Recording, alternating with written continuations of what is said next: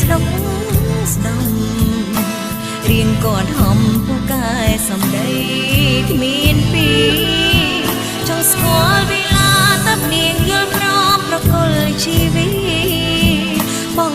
បងទីដែលជាសង្សារអ្នករក្រេ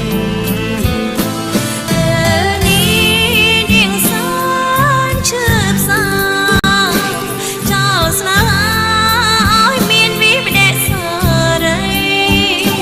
ប្តីក្បត់យកលុយចិញ្ចឹមស្រីមានមេឃដីតាប្រយោជន៍អ្វីបានគ្មានក្តីសុខ